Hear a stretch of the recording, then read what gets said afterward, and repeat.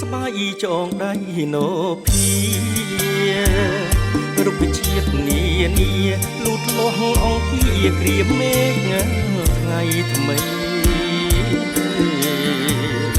ត្រពាំងប្រាសាទស្រុកស្អាតឥតដីដូចកល្យាណី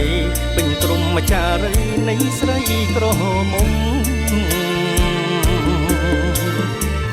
ឃុំបាក់អន្លូងត្រទូងឆើតឆាយឃុំផ្អើអូស្វាយឃុំព្រះប្រឡាយត្រសាយត្រសុំឃុំទុំនុកដាច់បំណាច់សុខមបងពោលមូលផ្ដុំរស់សាងសុខដុំបណ្ដុំស្និទ្ធស្នេហ៍ចំការដំណាំខែដាំពេលយូរទួជាងគុំនូគូមិនអស់ទេដងផ្លូវបត់បែនសែនស្រស់កើនទ្វេខ្ពង់រៀបទៀបទេគ្មានដីទំនេរជាព្រំបៃតសម្រស់ព្រំព្រៃទឹកដីល្អក្រៃជាប់ព្រំដែនថៃពិតមានតម្លៃថ្លៃណាស់ចំណងត្រពាំងប្រាសាទសូប្រាតកូនមានជាបំណងទុកជាកំរងចងចាំគ្មានភ្លេច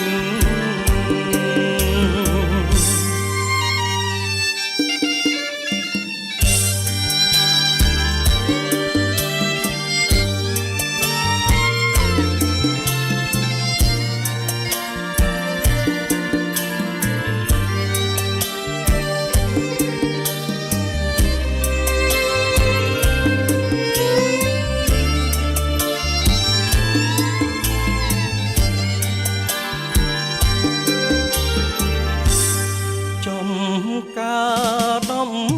ណាំខែដាំពេលយូរទួជាងគុំនូគូមិនអស់ទេដងផ្លូវបត់បែនសែនស្រស់កើនទ្វេខ្ពង់រៀបទៀបទេគ្មានដីទំនេរជាព្រំបៃតសម្រស់ព្រំព្រៃទឹកដីល្អក្រៃជាប់ព្រំដែនថៃពិតមានតម្លៃថ្លៃណាស់ចំណង